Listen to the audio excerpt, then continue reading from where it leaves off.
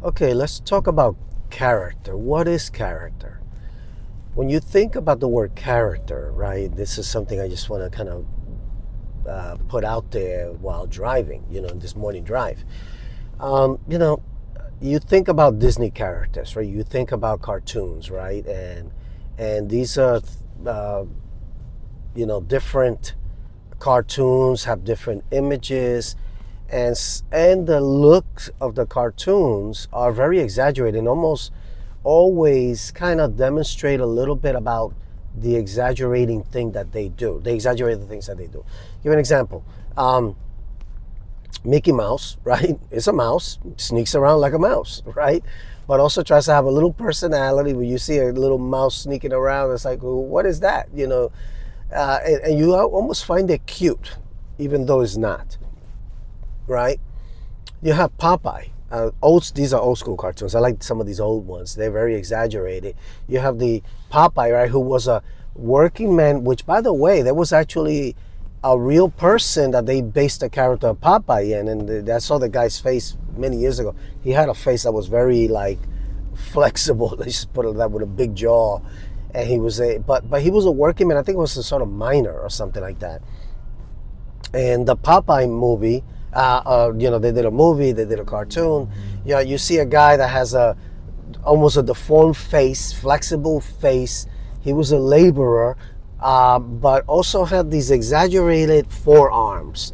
So he was a laborer, but he was also a laborer that was chased around by olive oil, right? So he was like a working man, one woman working man that was working so hard to develop forearms, and then had a very odd kind of figure. But what used to make Popeye take action? It was that when he got upset, he took spinach and went bananas, right? He took revenge or put Mr. Brutus in check, right? So you have characters that are like Brutus. They have names that are bullyish. They look bullyish. You have Biff from Back to the Future, right? Michael J. Fox played a character, but then the guy that was the bully was Biff. And so you see these characters in cartoons and movies and stuff like that. But you look at character, right? When you hear the terminology, oh, this thing, this person, this situation, this person took me out of character. It means, right, that, in other words, your behavior, how you were behaving wasn't really fully you. In other words, you were playing a character. So, in other words, when you get upset, right, can you get upset? The Bible does say, be angry, but do not sin, right? Don't let the sun go down on your anger or your wrath, right? And so it basically puts checks and balances about your changing and manifesting in a way that's really not supposed to be. And if you do change, that means you were playing a character. That means you had a character flaw. That means your character was flawed and it was not consistent and pure enough of to what people are seeing. Now, I've seen people, let's say in the workplace and other places, church, where they play a certain way, but then you say, is that really the person? I had a boss one time, really personable, very likable, but not a good person. That person got upset, bully, nasty, a lying, a manipulator, right? To the point that the organization that I was in, went into bankruptcy, because I think that individual, I will blame that individual to an extent, but many people will not blame that person because they only saw the good part of that person. I saw the nastiness of that individual and saw that this person was really not pure. I see people in the church community. They're very good religious worshiping. Oh man, when they don't have the hair, the church dress on, when they're not talking Christianese, and you catch them in the secular sometimes, or they get upset. Oh boy, they're not the same person.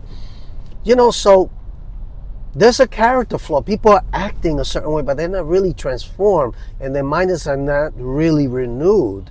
Even in the workplace. Now, I made a promise kind of to myself, and I pray that God helps me with this, not to promote anyone, no matter how good of a worker they are, because there are people that are phenomenal workers, but I see the red flags about their character, and it doesn't fail. It's only a matter of time. It's only a matter of time that it manifests. Like I've seen people not so long, right, that that I didn't promote because I felt like that person can take advantage and the title can get to their head. Very often people that the title goes to their head and abuse their position, whether in a secular workplace, whether in church community, those are people that the title got to their head and they were not pure. In other words, they are playing a character. They are not renewed. They are not what we think they are. And so that's the thing. I think we got to make an analysis and really look at who really are we dealing with. Who are the people that we're working with, playing a role. Even in our families, we see people in our families, right, during the holidays. Oh, hey, come to my house. Oh, very nice. But that they have favoritism within the family. They gossip about you when you turn when you're not around. You know that, and so this is not new. What I'm saying is stuff that people don't talk about right much, and people misuse character. People assassinate characters. I've been in a situation where if you are a person that is consistent in your character and you've done the hard work before God to really become a person that doesn't lie, that doesn't deceive, and all of that. Again, a person with a character flaw, very often they get jobs, they get promoted in workplaces because what do? They very hard workers. They do have integrity to a large extent, but they deceive, they lie, and they also assassinate other people's characters. So if you're a person that you are got decent character, they'll pursue you. They're almost narcissistic in tendency. They have a lot of narcissism in them. In other words, they want to be the center of the world. They want to be the center of everything. They want to be in control. And guess what they do? They have the skills. They have the talent. They know how to articulate. They know how to talk. They know how to work. They know how to do all those things very, very well. But they also practice character assassination, which means that they don't really care about others. They will step on you. They'll step on your neck just to get the promotion. And guess what? And very often they do. I've seen that happen so many times. My character has been assassinated many times. So in church community, it's been assassinated in the workplace. And sometimes I'm like, man, what is it? But then it hit me and I'm like, oh, these are people with character flaws. And they normally are excellent, dedicated workers. They normally are. That's a typo. You remember, I don't know if any of you have seen Gilligan's Island, right?